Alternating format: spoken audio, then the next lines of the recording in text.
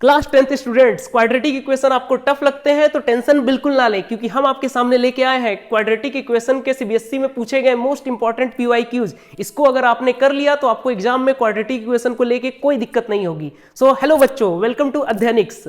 आज मैं लेके आया हूं आपके सामने क्वाड्रेटिक इक्वेशन का मोस्ट इंपॉर्टेंट पीवाईक्यूज, क्योंकि बोर्ड्स तो आपके आ रहे हैं और बोर्ड्स में क्वाड्रेटिक इक्वेशन के क्वेश्चन बिल्कुल आते हैं। तो चलिए शुरू करते हैं। ये रहा हमारा first question, solve the following quadratic equation by factorisation.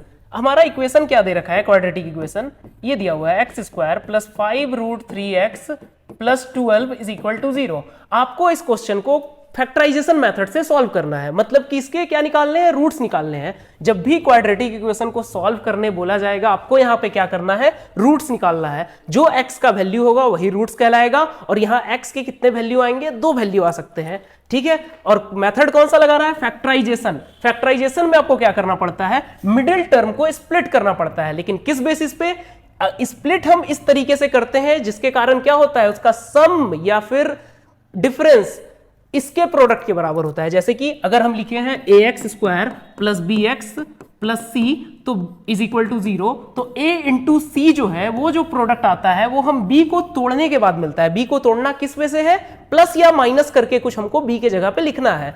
तो अगर प्लस या माइनस करके जो भी लिखेंगे तो उन्हीं को अगर हम मल्टीप्लाई करेंगे तो वो a इंटू सी के बराबर आना चाहिए। तो यहां पे हम क्या करते हैं, प्रोडक्ट आना चाहिए 12, लेकिन यहां लिखा है 5√3। तो 5√3 हम बनाने के लिए क्या करते हैं, अगर 12 का हम प्राइम फैक्टराइजेशन करें तो इसको हम ऐसे बोल सकते हैं कि ये 3 से 4 टाइम्स में जा रहा है, या फिर प्राइम फैक्टराइजेशन में आप लोग जानते होंगे सबसे छोटा प्राइम नंबर लेते हैं, तो 2 से कितनी बार में जाएगा, 6 बार में, और 2 से 3 बार में। और यहां पे हमको कंबाइन करना है फिर फैक्टर्स को, तो 2 और 2 4 इंटू 3 अगर हम करें तो 12 बन जाएगा। तो यहां पे 12 बनाने के लिए हमको क्या करना होगा, 4 इंटू 3, लेकिन 4 इंटू 3 यहां नहीं दिख रहा है, यहां तो √3 दिख रहा है। तो यहां पे अगर हम क्या करें, इसको अगर तोड़ना चाहें 4√3 प्लस √3 में, तब तो ये काम बन जाएगा, क्योंकि 4√3 प्लस √3 को मल्टीप्लाई अगर हम करेंगे तो कितना आ जाएगा, 4√3 इंटू √3 कितना आएगा, 4, और √3 इंटू √3 3, यानी कि 12। तो 12 भी तो लाना था, तो इसका मतलब हमारा मिडिल टर्म स्प्लिट इस तरीके से होगा, ठीक है। तो मिडिल टर्म को अगर स्प्लिट करना है तो ऐसे करेंगे, तो यहां पे हम क्या लिखेंगे, x square plus 4√3x plus √3x plus 12 equal to 0। इसको और अच्छे से लिख लेते हैं, x square plus 4√3x plus √3x plus 12 is equal to 0। तो यहां क्या करेंगे, x कॉमन लेंगे, अंदर बचेगा x प्लस 4√3।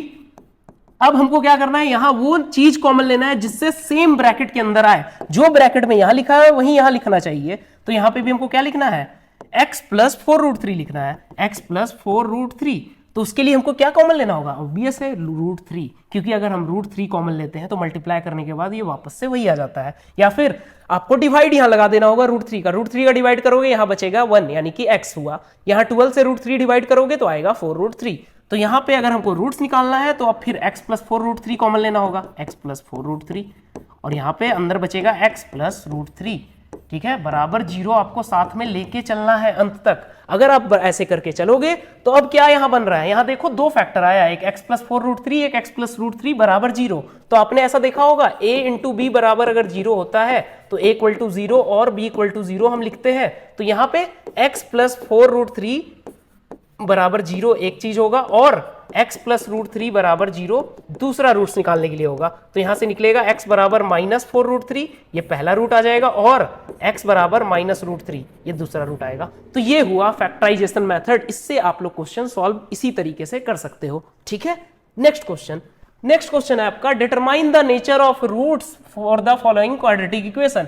यहां पे आपको रूट्स का नेचर बताना है। आपको 3 रूट्स दे रखे हैं, इसका नेचर बताओ। तो नेचर बताने के लिए हमको क्या करना पड़ेगा, पहले क्वाड्रेटिक इक्वेशन को देखना होगा और उससे हमको डिस्क्रिमिनांट निकालना होगा। डिस्क्रिमिनांट क्या होता है, अगर क्वाड्रेटिक इक्वेशन आपका ऐसा है, ax square plus bx plus c is equal to 0, तो यहां पे डिस्क्रिमिनांट d से रिप्रेजेंट करते हैं, उसको बोलते हैं b स्क्वायर माइनस 4ac। अगर d जो होगा वो ग्रेटर देन इक्वल टू 0 होगा तो रूट्स आर रियल, या फिर डायरेक्टली हम बोलना चाहे, अगर d जो होगा, इधर लिख देते हैं, d अगर होगा ग्रेटर देन 0 तो रूट्स क्या होगा, roots are real and distinct, ठीक है। दूसरा केस, d इक्वल टू 0 होगा तो roots are real and equal, इसलिए हम रियल के लिए d greater than equal to 0 ले रहे थे और d लेस देन 0 के लिए नो रियल रूट्स। ठीक है, तो यहां पे हमको नेचर बताना है, तो हमको डिस्क्रिमिनेंट निकालना पड़ेगा। अब यहां पे पहले जल्दी से फाइंड आउट करो आप, a कितना होगा। a जो होगा x स्क्वायर का कोफिशिएंट होगा तो 2 होगा, b कितना होगा x का कोफिशिएंट यानी कि 1, और c जो होगा वो कांस्टेंट टर्म होगा यानी कि -1। तो d इज इक्वल टू क्या हो जाएगा, b स्क्वायर माइनस 4ac। तो b का वैल्यू 1 स्क्वायर माइनस 4, a का वैल्यू 2, c का वैल्यू -1। तो यहां कितना आएगा, 1 माइनस यहां है और यहां अंदर में भी माइनस है, तो माइनस माइनस प्लस 8, तो इसका मतलब 9। तो d जो आ गया 9 आ गया जो कि ग्रेटर देन 0 है। तो roots are real and distinct, ठीक है, डिस्टिंक्ट। सेकंड क्वेश्चन आपका दिया हुआ है x square minus 4x plus 4 equal to 0। यहां पे आप a फाइंड करो, a 1 है, b माइनस 4 है और c जो है 4 है, तो यहां पे d आएगा b स्क्वायर माइनस 4ac यानी minus 4 square minus 4 into 1 into 4, तो यहां हो जाएगा 16 माइनस 16 यानी कि 0। तो d इक्वल टू 0 आ गया, इसका मतलब roots are real and equal. ये सेकंड केस हो जाएगा जहां पे d क्या आ रहा होगा आपको, 0 आ रहा है, यहां पे d equal to 9 greater than 0 है। थर्ड आप सॉल्व करके खुद से देख लो कि क्या आ रहा है, शायद वो लेस देन 0 का केस हो, बट ये आपको सॉल्व करना है अपने से। ठीक है, इसको आप अपने से सॉल्व करो और बता देना कि क्या रूट्स का नेचर होगा। तो यार रूट्स का नेचर रियल और डिस्टिंक्ट है, रूट्स का नेचर रियल एंड इक्वल है। बात समझ में आई? थर्ड आप अपने से कर लोगे। ठीक है, नेक्स्ट क्वेश्चन है right the discriminant of the following quadratic equation. अभी हमने बताया ना d बराबर होता है b स्क्वायर माइनस 4ac, तो आपको बस डिस्क्रिमिनेंट निकालना है। यहाँ a इक्वल टू 1 है, b इक्वल टू -4 है और c इक्वल टू 2 है, तो d बराबर हो जाएगा b स्क्वायर माइनस 4ac। तो यानी कि b मतलब -4 का स्क्वायर माइनस 4 इंटू 1 इंटू 2, तो कितना आ जाएगा 16 माइनस 8 यानी कि 8। तो ये इसका डिस्क्रिमिनेंट होगा। सेम आप इसका डिस्क्रिमिनेंट निकाल सकते हो, a equal to 3, b equal to -2√2 और c इज इक्वल टू -2√3। तो इसका डिस्क्रिमिनेंट आप खुद पे खुद निकाल के बताना। ठीक है, d बराबर आप लगा देना b स्क्वायर माइनस 4ac, जिससे आपका क्या निकल जाएगा, डिस्क्रिमिनेंट। बाकी आप इसमें नेचर भी बता सकते हो। d अगर यहाँ ग्रेटर देन 0 है तो roots are real and distinct, अगर d इक्वल टू 0 आता तो roots are real and equal, और अगर d लेस देन 0 आता तो रूट्स आर इमेजिनरी या फिर नो रियल रूट्स एग्जिस्ट। बात समझ में आया? नेक्स्ट क्वेश्चन है using quadratic formula solve the following quadratic equation. एक क्वाड्रेटिक इक्वेशन आपको दे रखा है, इसको सॉल्व करना है क्वाड्रेटिक फार्मूला से। क्वाड्रेटिक फार्मूला क्या होता है? अगर आपका इक्वेशन ऐसा दिया हुआ है, quadratic equation ax square plus bx plus c is equal to 0, तो क्वाड्रेटिक फार्मूला से x बराबर जो हम लिखते हैं वो लिखते हैं minus b plus minus under root B square minus 4ac by 2a। यहाँ पे b जो है ये x का कोफिशिएंट है, a जो है एक्स स्क्वायर का कोफिशिएंट है और c जो है कांस्टेंट टर्म है। तो ये हमारा x का फॉर्मूला होता है। हम इसको एक तरीके से और लिख सकते हैं minus b plus minus root d by 2a, जहां पे d क्या है, डिस्क्रिमिनेंट है।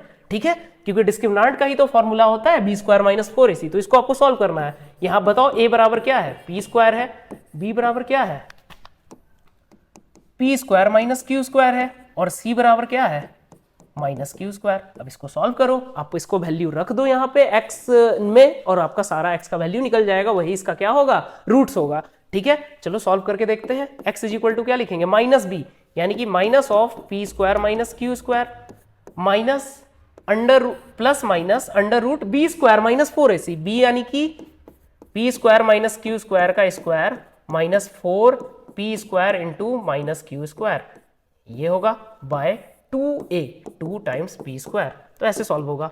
तो ये हो जाएगा q square minus p square plus minus under root अब क्या आएगा, p square minus q square का होल स्क्वायर आपको करना होगा।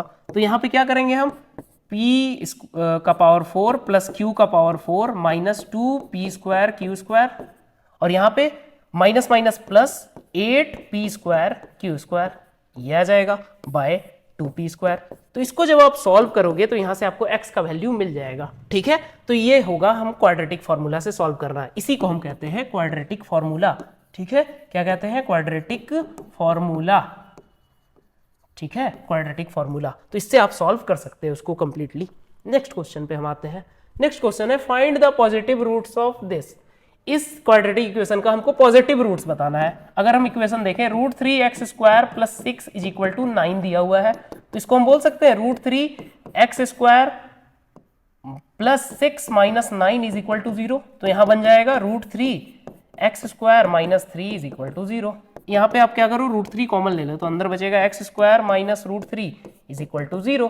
यहाँ पे आपको क्या बताना है, पॉजिटिव रूट, तो इसको और अच्छे से लिखें, तो एक्स स्क्वायर माइनस √3 बराबर 0, क्योंकि √3 को हम उधर हटा दिए। तो ये अब इसको सॉल्व करना है आपको और पॉजिटिव रूट बताना है। तो ये कैसे सॉल्व होगा, आप चाहे तो फैक्टराइजेशन लगाओ, चाहे तो क्वाड्रेटिक फॉर्मूला लगाओ, बट यहाँ अगर फैक्टराइजेशन लगाना है तो एक तरीका है, हम यहाँ क्या करते हैं, एक्स स्क्वायर को वैसे ही रहने देते हैं, √3 को हम बोल सकते हैं 3 का पावर 1/4 का स्क्वायर, क्योंकि ये फोर्थ रूट हो गया और ये दिया हुआ है स्क्वायर रूट, तो फोर्थ रूट का स्क्वायर ही तो स्क्वायर रूट होगा, बराबर 0। तो यहाँ पे हम लिख सकते हैं a square minus b square के फॉर्म में आ गया, तो 3 का power 1/4 plus into x plus 3 का पावर 1/4 इक्वल टू 0। तो यहां से x का 2 वैल्यू आया, x माइनस 3 का पावर 1/4 बराबर 0 और x प्लस 3 का पावर 1/4 बराबर 0। तो ये क्या बन गया, x बराबर 3 का पावर 1/4, ये पहला रूट है, और x बराबर बना माइनस 3 का पावर 1/4, ये दूसरा रूट है। अब दोनों में आप बताओ पॉजिटिव कौन है, तो पॉजिटिव रूट ये है, तो ये हो गया हमारा आंसर। पॉजिटिव रूट ही पूछा था आपसे, तो पॉजिटिव रूट आया x इक्वल टू 3 का पावर 1/4। ठीक है, नेक्स्ट क्वेश्चन। नेक्स्ट क्वेश्चन है आपका, find the value of p for which the equation has 2 equal roots. तो अभी हमने बताया था कॉन्सेप्ट डिस्क्रिमिनेंट का, जिसमें जब इक्वल रूट्स गिवन होता है, इक्वल रूट्स यानी कि d इक्वल टू 0, d यानी कि डिस्क्रिमिनेंट बराबर 0, यानी कि b स्क्वायर माइनस 4ac बराबर 0। तो अगर हम इसको 0 कर दे तो हमको इक्वल रूट्स मिलता है। तो एक बात बताओ, इसको अगर हम थोड़ा सा सिंप्लीफाई करें तो ये लिखा हुआ है px square minus 2px plus 6 is equal to 0। तो यहां से a क्या है, a है p, b है माइनस 2p और c है 6। तो आपका वैल्यू बस यहां रखना है जहां से आपको p निकल जाएगा। अब कैसे हम d इक्वल टू 0 करेंगे, तो इसका मतलब यहाँ b के जगह पे क्या रखेंगे, माइनस 2p का होल स्क्वायर माइनस 4a के जगह p, c के जगह 6 बराबर 0। तो यहाँ क्या हो जाएगा 4p स्क्वायर और यहाँ पे 24p बराबर 0। तो ये बराबर 0 हो गया। तो आपको यहाँ से किसका वैल्यू निकालना है, p का। तो अब क्या करते हैं, p को कॉमन ले लेते हैं। चलिए 4p को कॉमन लेते हैं, तो अंदर क्या बचेगा, p प्लस 6 बराबर 0। तो यहां से हमारा क्या आएगा, p बराबर 2 वैल्यू आएगा, एक 0 और p बराबर माइनस 6। तो इन ये p का वैल्यूज पे हमारा क्वाड्रेटिक इक्वेशन कौन सा रूट्स देगा, इक्वल रूट्स देगा। बात समझ में आया। अब p का वैल्यू आप यहाँ पे रख देना। तो अगर हम p का वैल्यू 0 रखते हैं, तो एक बात बताओ, हम अगर p का वैल्यू 0 लेंगे तो यहाँ 0 ये बन जाएगा, ये पूरा टर्म 0 हो जाएगा, प्लस 6 इक्वल टू 0 होगा। तो क्या ये 0 पॉसिबल है, तो ये 0 पॉसिबल नहीं है। क्यों, क्योंकि p इक्वल टू अगर हम 0 यहाँ रखते हैं तो p ये पूरा को 0 कर देगा और यहाँ 6 बराबर 0 हो जाएगा, तो ये नॉट पॉसिबल है। तो p का वैल्यू कितना होगा, माइनस 6। तो p का वैल्यू कितना होगा, माइनस 6 होगा। p का वैल्यू माइनस 6 पे आपको रूट्स बताना था, तो माइनस 6 x माइनस 2 बराबर 0। इसका अब रूट्स निकाल के बताओ। तो इसका रूट्स तो सिंपल है, x इक्वल टू क्या आएगा, 0 आएगा एंड x इक्वल टू 2 आएगा। ठीक है, क्योंकि ऑलरेडी ये फैक्टराइज्ड फॉर्म में है। तो ये इसका रूट्स हुआ। बात समझ में आ गया। तो ये क्वेश्चन था। अब हम चलते हैं कुछ वर्ड प्रॉब्लम्स पे जो कि आपको क्वाड्रेटिक इक्वेशन में देखने को मिलते हैं। फर्स्ट है, the sum of squares of 2 consecutive natural number is 313। क्या दिया हुआ है, 2 कंसेक्यूटिव नेचुरल नंबर के स्क्वायर का सम 313 दिया है। नंबर्स हमको बताना है कि क्या होगा।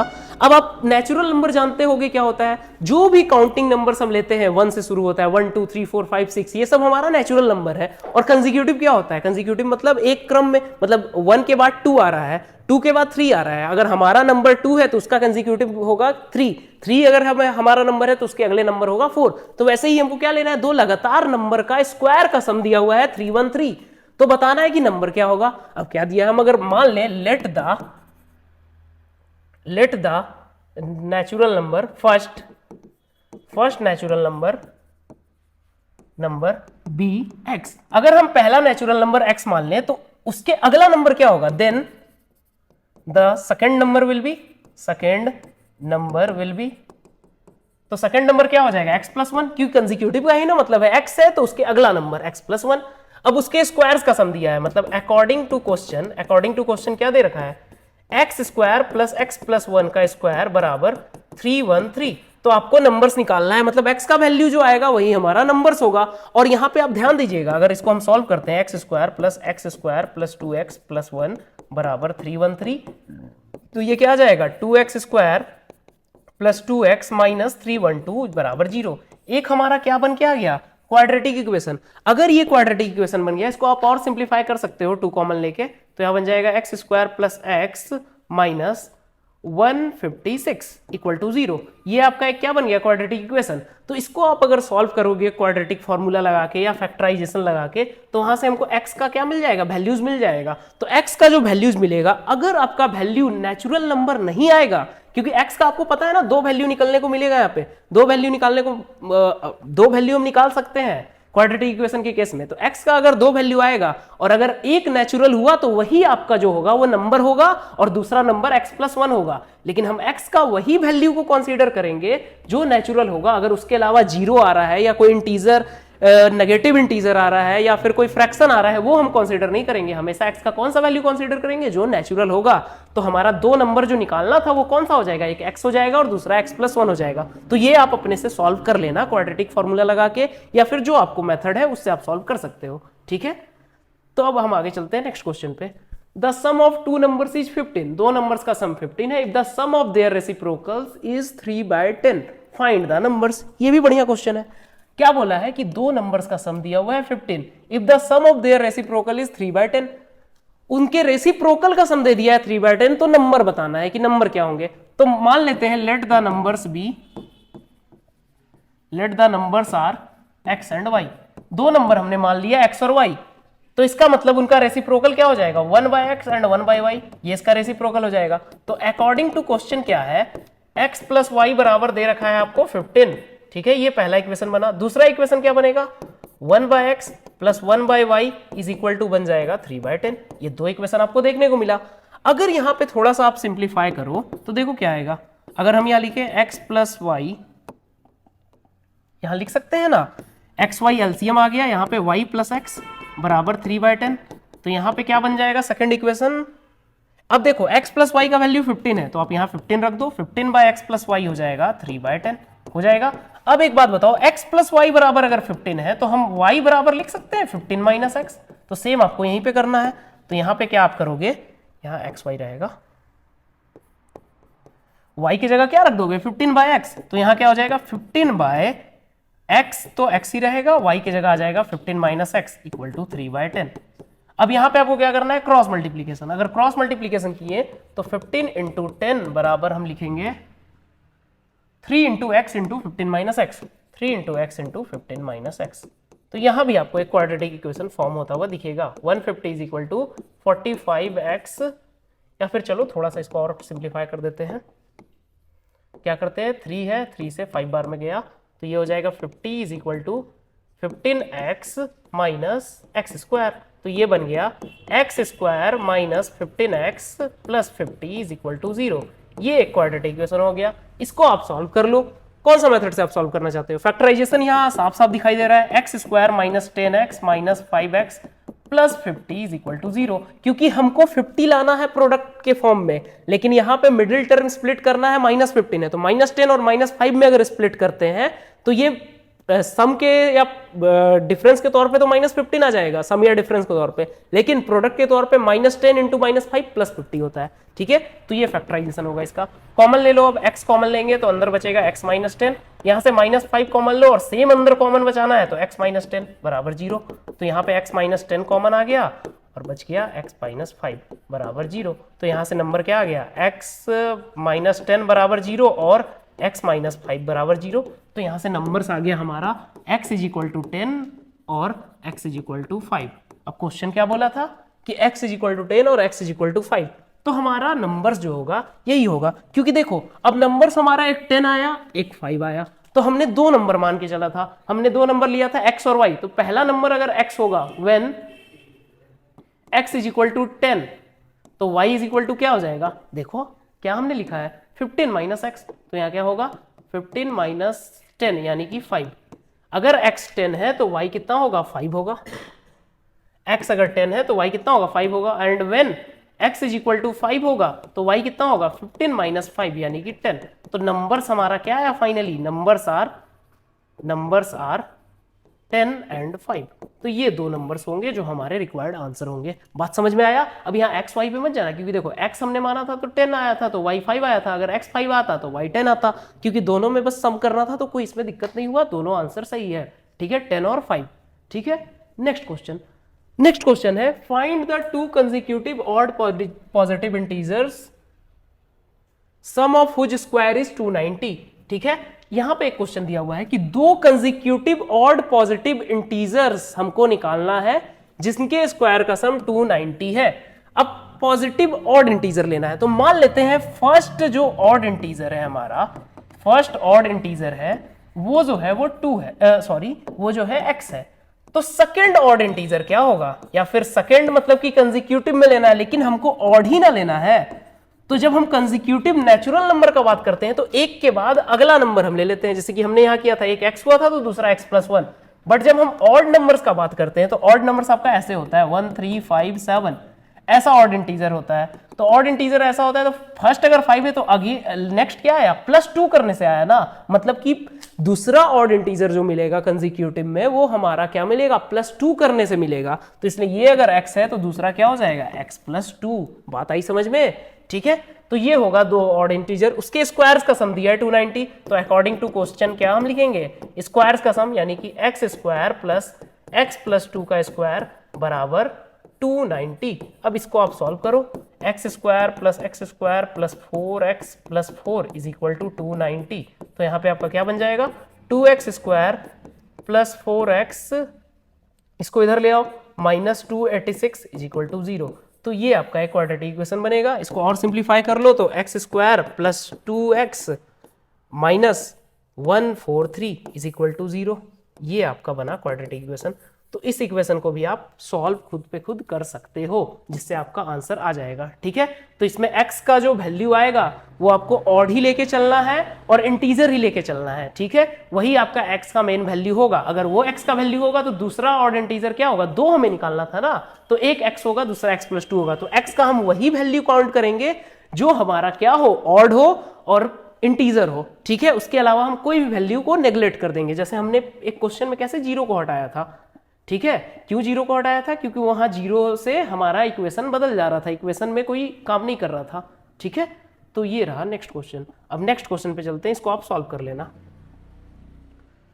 ठीक है, नेक्स्ट क्वेश्चन है, a 2 digit number is such that the product of its digits is 24। If 18 is subtracted from the number then the digits interchange their places, find the number. अब इस क्वेश्चन में आप थोड़ा ध्यान लगा के सुनो। देखो इस क्वेश्चन में क्या दिया हुआ है, 2 digit number is such that the product of it digit is 24। अगर हम 2 डिजिट का कोई नंबर लेते हैं, 2 डिजिट का अगर हम कोई नंबर लेते हैं और उसका डिजिट हमको पता है, जैसे कि देखो 24 एक 2 डिजिट का नंबर है, तो इसका हमको डिजिट पता है ना कि यूनिट प्लेस पे 4 है, यूनिट प्लेस पे क्या है, 4 है, और 10th प्लेस पे क्या है, 2 है। 10th प्लेस पे 2 है, यूनिट प्लेस पे 4 है। ठीक है, तो एक बात बताओ, इसको अगर हमको लिखना है तो हम ऐसे लिख सकते हैं 2 × 10 प्लस 4 × 1, ऐसा लिखा जा सकता है, या फिर 2 × 10 का पावर 1 प्लस 4 × 10 का पावर 0। ठीक है, तभी हमारा ये क्या बन जाएगा, 2 × 10 20 बन जाएगा और ये 4 बन जाएगा। तो इसको हम क्या लिखते हैं, 24। बात समझ में आया? कोई भी हम डिजिट को ऐसे ही तोड़ते हैं। तो मान लो अगर हम 2 डिजिट का नंबर का यूनिट प्लेस मान लेते हैं, यूनिट डिजिट को x, बोलो यूनिट डिजिट को क्या माने, x, यूनिट डिजिट को क्या मानेंगे, x, और 10th प्लेस का डिजिट को क्या मानेंगे,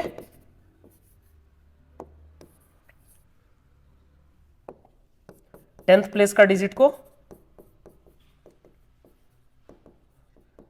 क्या मानेंगे, y मानेंगे। तो एक बात बताओ, यहां ये कौन सा डिजिट था, ये 10th प्लेस का था, और ये क्या था, यूनिट प्लेस का। तो हमको कैसे लिखना होगा, नंबर तो हमारा फिर क्या होगा, नंबर फिर कैसे लिखाएगा, नंबर बराबर अगर हमको लिखना होगा, यूनिट प्लेस को हमने x माना था, तो x तो ऐड रहेगा, x × 10 का पावर 0 करेंगे, और यहां पे y × 10 का पावर 1 करेंगे। इसका मतलब ये आ जाएगा 10y + x। ये हमारा रिक्वायर्ड नंबर होगा।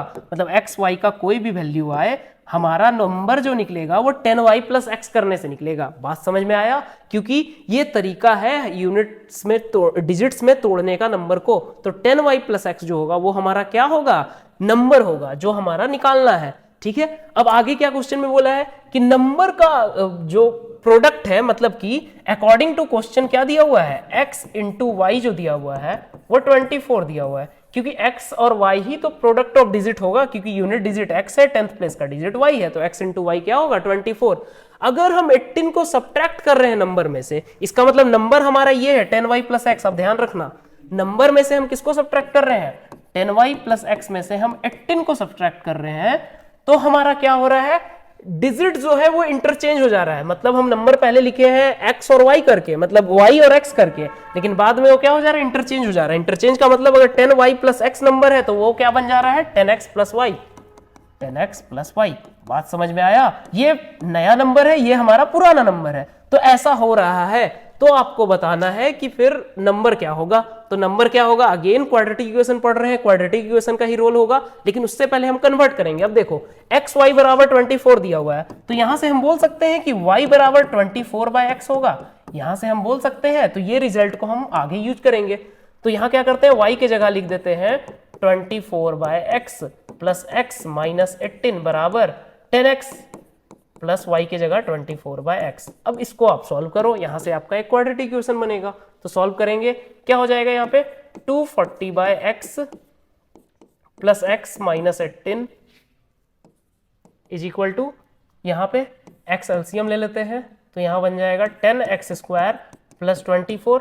यहाँ पे भी अगर हम सॉल्व करें एक स्टेप में, तो यहाँ क्या हो जाएगा? x एलसीएम ले लेंगे,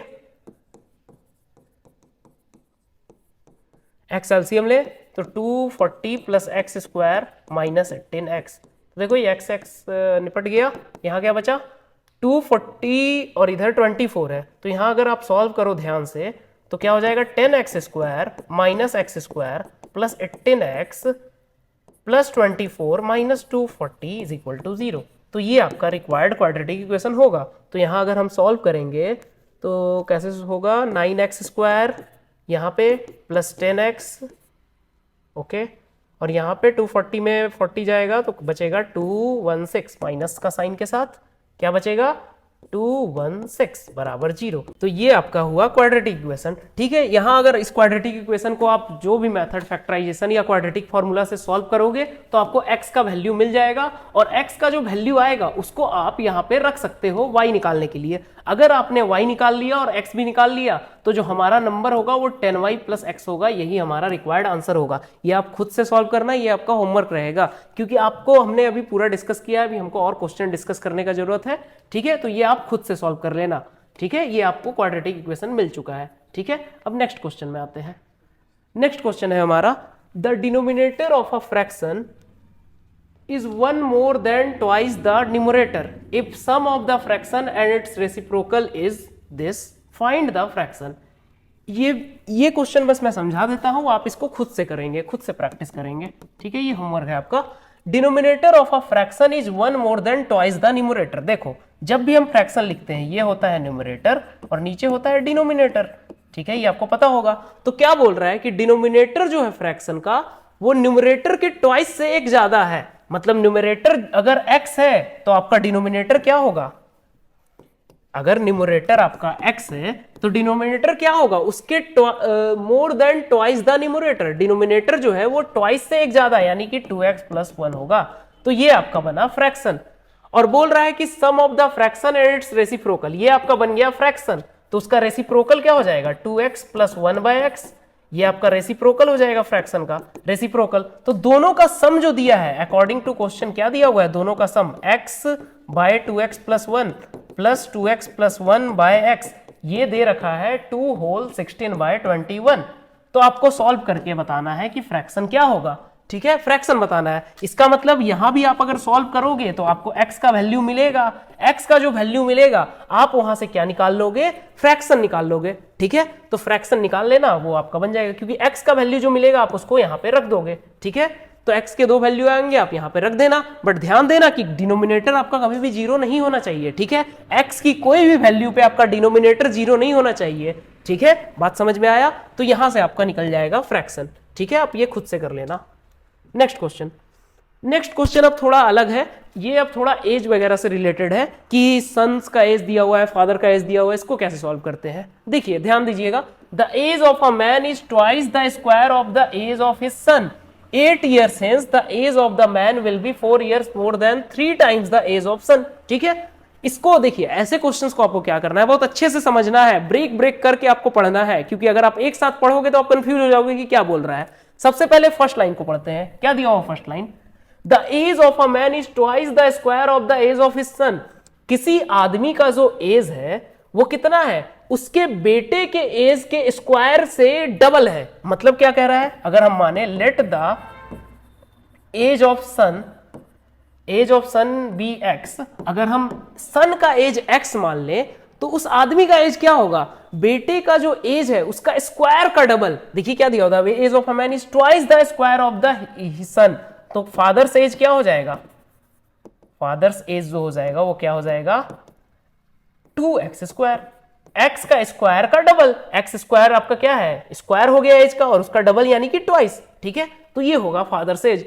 उसके बाद क्या दिया है, 8 year hence, 8 years hence, 8 साल बाद age of a man will be 4 years more than 3 times the age of son. 5 साल बाद क्या हो रहा है, 8 साल, सॉरी 5 साल नहीं, 8 साल बाद क्या हो रहा है, age of the man, father's age क्या होगा बताओ, फादर्स एज, फादर्स ही यहां पे मैन है। ठीक है, ये ध्यान देना आप, फादर्स ही यहां पे मैन है। फादर्स एज क्या हो जाएगा 8 साल बाद, ये तो आज का एज है ना, 8 साल बाद क्या हो जाएगा 2x स्क्वायर प्लस 8, और सन्स का एज, सन्स एज क्या हो जाएगा, x था तो x प्लस 8, ये तो 8 साल बाद का एज है। अब क्वेश्चन में क्या दे रहा है उसको फिगर आउट करो। अकॉर्डिंग टू क्वेश्चन क्या दिया हुआ है, 8 year hence the age of man will be 4 years more than 3 times the age of his son। 8 साल बाद जो है सन्स का एज जो है x प्लस 8 है, उसका क्या कर रहे हैं, मैन का जो एज है वो 4 साल ज्यादा है, 3 times age of his son, son का एज का 3 टाइम से 4 साल बड़ा है कौन, आपका मैन यानी कि फादर, 2x स्क्वायर प्लस 8, और बड़ा कौन है यहाँ पे जो है मैन बड़ा है, क्योंकि देखिए आपको क्या दिया हुआ है 4 साल बड़ा मैन में ही है, तो मैन में बड़ा है तो एज हम किसके एज में ऐड करेंगे, सन्स एज में ऐड करेंगे, और सन्स एज में डायरेक्टली नहीं ऐड करेंगे, 3 टाइम्स करने के बाद ऐड करेंगे, तो ही हमारा ये एक बनेगा क्वाड्रेटिक इक्वेशन। ठीक है, तो इसको अगर और सॉल्व करें तो 3x plus 24 plus 4 is equal to 2x square plus 8, तो यहां पे आ जाएगा आपका 2x square minus 3x, 2x square minus 3x plus 8 minus 28 equal to 0। तो यहाँ क्वाड्रेटिक इक्वेशन बन के आएगा 2x square minus 3x minus 20 is equal to 0। ठीक है, ये बनेगा आपका क्वाड्रेटिक इक्वेशन। बात समझ में आया? तो इस क्वाड्रेटिक इक्वेशन से अगर आप x का वैल्यू निकालते हो तो आपको सन का एज मिल जाएगा, और अगर 2x स्क्वायर कर देते हो x का वैल्यू रख के तो आपको फादर का एज मिल जाएगा। बात समझ में आया? और एक बात यहाँ पे भी आप ध्यान रखना, एज हमेशा पॉजिटिव नंबर ही होगा, कोई x का वैल्यू है नेगेटिव आप नहीं कंसीडर करोगे अगर x का वैल्यू नेगेटिव आता है तो। ठीक है, बात समझ में आई? आप इसको बनाने के लिए कोई भी क्वाड्रेटिक फॉर्मूला यूज कर सकते हो या फिर आप फैक्टराइजेशन भी यूज कर सकते हो, जो आपको सुटेबल लगे। बात समझ में आया? तो ये तरीका है इस क्वेश्चन बनाने का। देखो नेक्स्ट एक एज वाला और क्वेश्चन है, the sum of reciprocal of Rahman's age, ठीक है, the sum of the reciprocal of Rahman's age in years 3 years ago and 5 years from now is, अच्छा 1/3। देखो क्वेश्चन को आप ध्यान से पढ़ो, क्या बोल रहा है, बोल रहा है कि sum of the reciprocal of Rahman's age 3 years ago and 5 years from now is 1/3। अगर हम रहमान्स का एज 3 साल पहले देख रहे हैं और 5 साल बाद देख रहे हैं तो उसका रेसिप्रोकल का सम जो है वो दिया हुआ है 1/3, तो प्रेजेंट एज रहमान का निकालना है। तो अगर हम let the present age of Rahman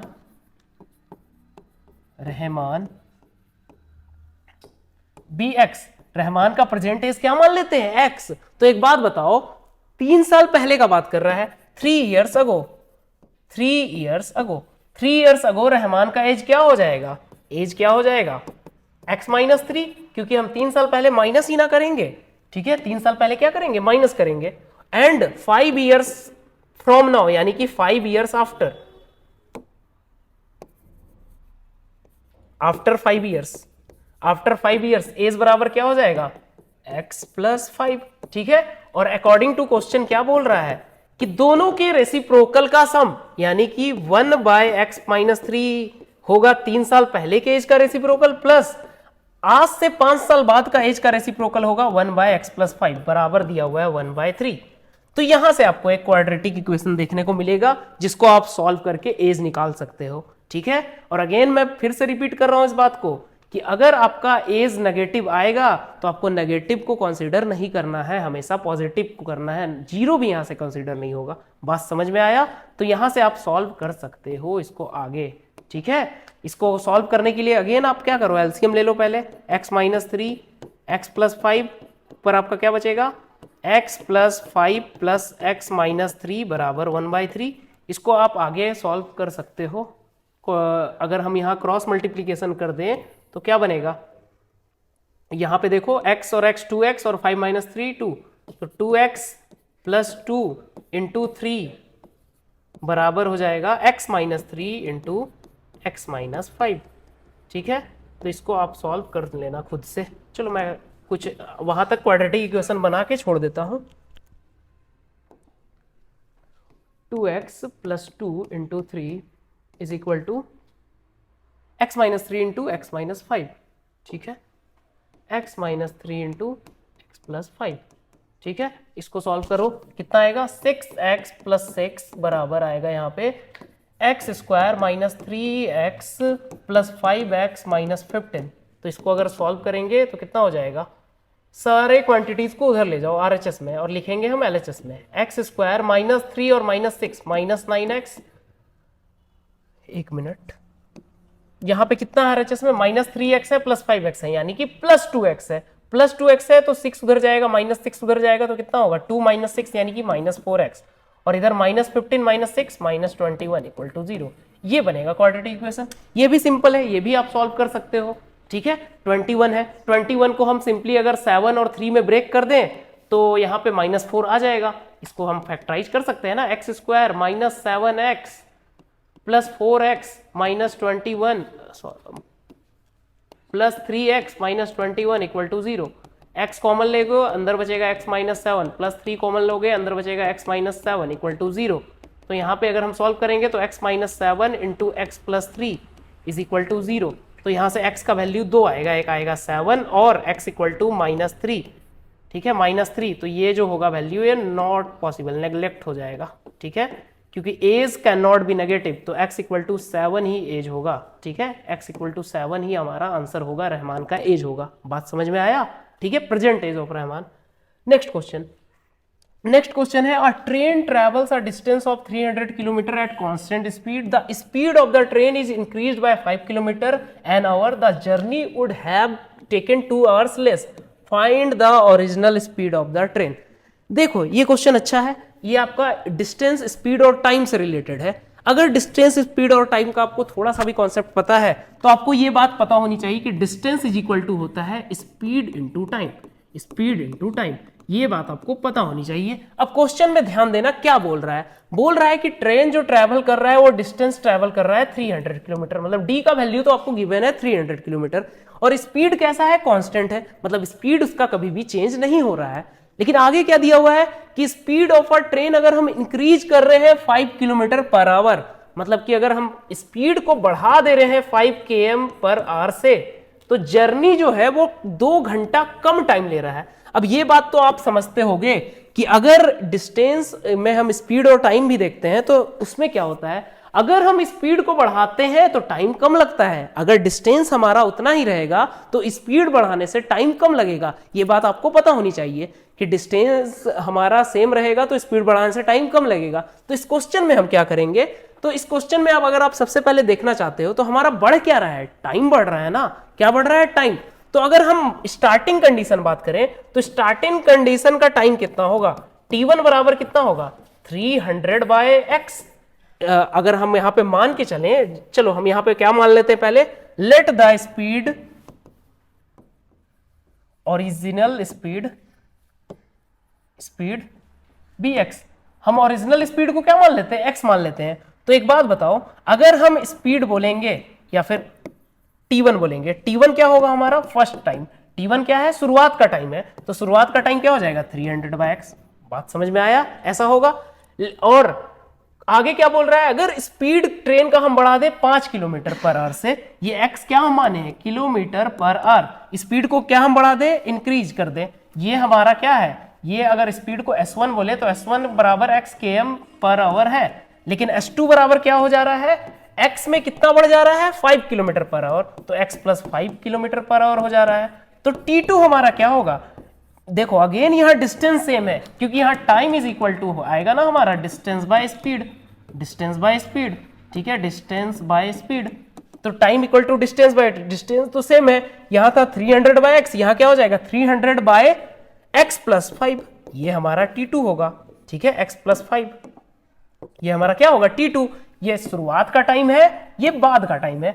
आगे और क्या दिया है क्वेश्चन में कि जर्नी टेकन 2 आवर लेस, मतलब जो बाद का टाइम है ना वो शुरुआत के टाइम से 2 घंटा कम है। इसका मतलब क्या हुआ, अगर हम बोले यहाँ पे t1 बराबर जो होगा वो t2 प्लस 2 होगा, बाद वाला जो है वो कम है, तो हमको ऐड भी बाद वाला में करना होगा, क्योंकि वो क्वांटिटी छोटा है, अगर हमको बड़ा क्वांटिटी चाहिए तो छोटा में ही ऐड करना होगा ना, तो बाद वाला जो क्वांटिटी है वो ये है। बात समझ में आया, 2 घंटा कम है, ठीक है। तो अब इसको आप सॉल्व कर लो, इसको अगर सॉल्व करेंगे तो t1 के जगह पे रखेंगे 300/x, t2 के जगह पे रखेंगे 300/x प्लस 5 प्लस 2। बात समझ में आया, इसको अब आप सॉल्व करके निकाल सकते हो। तो इसको अगर हम सॉल्व करें तो क्या हो जाएगा 300/x minus 300/x plus 5 is equal to 2। तो यहां से आपका इक्वेशन बन जाएगा। अगर वहीं पे और आगे सॉल्व करो तो क्या आ जाएगा, 300 है ना, तो यहाँ पे हो जाएगा, अगर 300 को उधर ले जाएं तो यहाँ बनेगा x plus 5 minus x by x into x plus 5 बराबर 2/300। यहाँ पे अगर हम देखें x से x कट गया, यहाँ क्या आ जाएगा 150।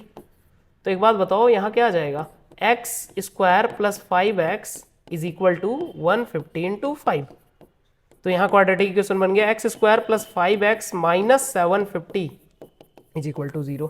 तो ये आपका क्वाड्रेटिक इक्वेशन होगा। बात समझ में आया, इसको अगेन आप सॉल्व कर सकते हो फैक्टराइजेशन से या क्वाड्रेटिक फॉर्मूला से एज यू विश, ठीक है। लेकिन x का वैल्यू आप यहाँ पे सिर्फ क्या लोगे, पॉजिटिव वैल्यू लोगे, नेगेटिव वैल्यू आप यहाँ नहीं ले सकते। नेगेटिव वैल्यू आएगा उसको आप नेग्लेक्ट कर दोगे, सिर्फ पॉजिटिव वैल्यू यहाँ पे कहलाएगा, ठीक है। बात समझ में आई। Next question, an aeroplane left 50 minutes later than its scheduled time and in order to reach the destination 12 kilometer away in time it had to increase its speed by इतना from usual speed, finds its usual speed। देखो क्या बोल रहा है, an aeroplane left 50 minutes later than its scheduled speed। जो आपका airplane है वो क्या कर रहा है, वो कहीं से टेक ऑफ कर रहा है, लेकिन क्या कर रहा है, वो 50 मिनट बाद टेक ऑफ कर रहा है, जो उसका एक्चुअल टाइम था। अगर उस प्लेन का टाइम 10 बजे है तो वो 10:50 में खुल रहा है, ठीक है, टेक ऑफ कर रहा है। And in order to reach the destination, उसको डेस्टिनेशन तक पहुंचने के लिए जो कि 1250 किलोमीटर दूर है, टाइम पे पहुंचने के लिए उसको स्पीड को इतना बढ़ाना पड़ेगा। मतलब यहां अगेन डिस्टेंस कांस्टेंट है, डिस्टेंस तो आपका यही है 1250 किलोमीटर, ठीक है, लेकिन उसको क्या करना पड़ेगा, स्पीड को बढ़ाना पड़ेगा अपने यूजुअल स्पीड से। तो बताएं कि उसका यूजुअल स्पीड क्या होगा, ठीक है। तो अगर हम उसका यूजुअल स्पीड देखें, let the usual speed of train be x, train का यूजुअल स्पीड क्या मान ले रहे हैं, एक्स मान ले लेते हैं, ठीक है। और अब क्या बोला है कि 50 मिनट बाद वो खुलेगा, तो इसका मतलब क्या है, देखो 50 मिनट बाद वो खुल रहा है, तो इसका मतलब अगर जो यूजुअल स्पीड से टाइम लग रहा है उससे टाइम तो कम ना लगेगा बाद में अगर वो स्पीड बढ़ाएगा। तो अगर हम स्पीड बढ़ा दें, स्पीड क्या हो गया हमारा x प्लस 250 हो गया, ये हम क्या माने थे, ये तो यूजुअल स्पीड था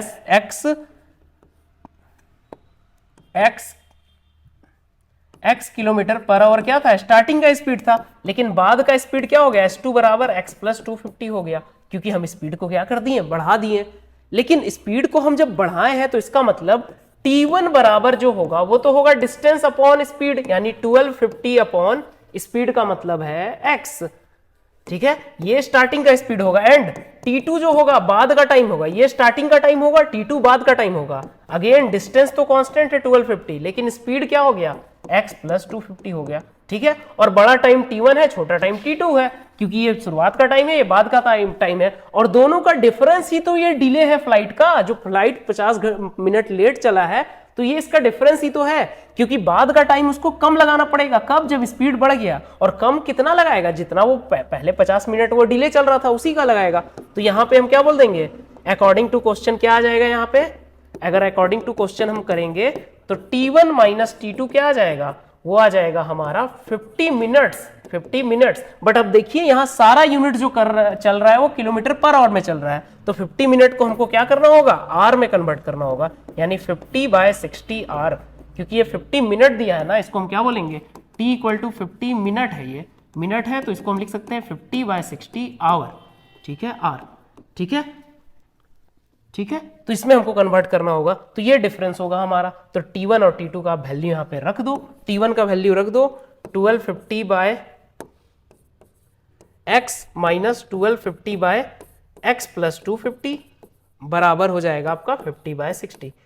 इस इक्वेशन को अगर आप सॉल्व करोगे अच्छे तरीके से, देखो यहां अगेन क्या करो, एलसीएम लेके आप क्रॉस मल्टीप्लीकेशन करके क्वाड्रेटिक इक्वेशन बना लेना, वहां पे आपको x का जो वैल्यू मिलेगा वही यूजुअल वैल्यू होगा, और लेकिन आपको वैल्यू हमेशा पॉजिटिव ही काउंट करना है, नेगेटिव वैल्यू आपको यहाँ पे नहीं लेना है। बात समझ में आई? ठीक है, इस बात का आप ध्यान रखोगे। क्वेश्चन का मैंने सारा स्टेप बता दिया, बस आपको क्वाड्रेटिक इक्वेशन का रूल यहाँ पे लगाना है, फैक्टराइजेशन या क्वाड्रेटिक फॉर्मूला, ठीक है। बात समझ गए? ये काम भी आप अपने से कर लेना, ठीक है, आपका होमवर्क यहाँ पे है, ठीक है। नेक्स्ट क्वेश्चन है, ये भी सिमिलर ही होगा। In a flight of 600 an aircraft was slowed to bad weather, its average speed for the trip was reduced by इतना and time of flight increased by इतना, find the original duration of the flight. देखो क्या बोल रहा है, इन a flight 6 kilometre का एक flight है, जिससे आपको मतलब फ्लाइट चल रहा है कितना किलोमीटर, 600 किलोमीटर, और वो क्या हो रहा है, an aircraft was slowed due to bad weather, उसको बैड वेदर यानी मौसम खराब होने के कारण उसके एवरेज स्पीड में क्या आई है, गिरावट आई है, एवरेज स्पीड में गिरावट आई है, लेकिन टाइम जो है वो बढ़ गया है। बात तो सही बोल रहा है कि अगर हम एवरेज स्पीड को घटाएंगे, यानी कि स्पीड घटेगा तो टाइम को तो बढ़ाना होगा, क्योंकि डिस्टेंस हमारा तो सेम रहेगा, ठीक है, डिस्टेंस हमारा सेम रहेगा। तो हमको ओरिजिनल ड्यूरेशन बताना है फ्लाइट का, कि स्टार्टिंग में कितना टाइम लेता था। ये बात समझ में आ गई? 600 किलोमीटर तो आपका डिस्टेंस है पहले से, लेकिन क्या हो रहा है यहाँ पे, उसका डिस्टेंस तो उतना ही रह रहा है, बट यहाँ पे क्या हो रहा है, 200 किलोमीटर पर आवर से आपका स्पीड जो हो रहा है वो रिड्यूस हो जा रहा है। तो अगर स्पीड कम हो रहा है तो टाइम बढ़ रहा है, बात सही है, स्पीड कम हो रहा है टाइम बढ़ रहा है। तो अगर हम यहाँ ओरिजिनल ड्यूरेशन टी मान ले, लेट द, अब ये देखिए थोड़ा अलग क्वेश्चन है, तो वहां पे स्पीड का बात हो रहा था, यहाँ पे टाइम निकालने का बात है। Let the original duration be x, अगर हमारा ओरिजिनल ड्यूरेशन x है तो ये t1 बराबर x हो गया, तो t2 बराबर क्या होगा, हमको 30 मिनट से बढ़ाना पड़ गया, तो x प्लस 30, लेकिन यहां पे यूनिट दिया है 200 किलोमीटर पर आवर, तो इसको भी हम 30/60 कर देंगे, क्योंकि 30 मिनट बोला है, इसको हम कन्वर्ट कर दें आर में, तो 30/60 आर हो जाएगा, यानी हाफ एन आवर, ठीक है। तो ये टाइम t1 है, ये टाइम t2 है। उसके बाद स्पीड जो है वो क्या हो रहा है, कम हो रहा है। स्पीड अब कम कैसे हो रहा है, अब एक बात बताओ, डिस्टेंस अगर 600 किलोमीटर है तो स्पीड 1 क्या होगा, 600/x होगा, ये स्पीड फर्स्ट है, और स्पीड सेकेंड क्या होगा, 600/x प्लस 30/60 हो जाएगा, ये स्पीड 2 हो जाएगा आपका, ठीक है। चलो इसको आप और अच्छे से लिखना चाहो तो यहां लिख सकते हो x प्लस 1/2, तो यहां पे क्या हो जाएगा, x प्लस 1/2, ठीक है, ये आपका सेकेंड स्पीड है। अब बोल क्या रहा है, स्पीड में कितना गिरावट आया, पहले स्पीड इतना था, बाद में स्पीड इतना हो गया, तो इसका मतलब s1 माइनस s2 यहां क्या दे रखा है, 200 किलोमीटर पर आवर। तो यहां से आपका क्वेश्चन सॉल्व होगा। आप क्या करोगे, यहाँ पे S1 का वैल्यू रखोगे 600 बाई एक्स, S2 का वैल्यू रखोगे 600 बाई एक्स प्लस 1/2, और यहां से आप x में एक क्वाड्रेटिक इक्वेशन बनाओगे और सॉल्व करोगे। x का जो वैल्यू आएगा वही आपका यहाँ पे इस क्वेश्चन का आंसर होगा। और वैल्यू कौन सा लेना है? पॉजिटिव लेना है, क्योंकि टाइम, स्पीड वगैरह कभी भी नेगेटिव आपका यहाँ नहीं होगा। बात समझ में आया? तो इस क्वेश्चन को भी आप अपने से सॉल्व कर लेना। ये दोनों क्वेश्चन आपका होमवर्क है, ठीक है। ये दोनों क्वेश्चन में मैंने मेन पॉइंट समझा दिया, आप इसको अच्छे से क्वाड्रेटिक इक्वेशन बना के सॉल्व कर लोगे, ठीक है।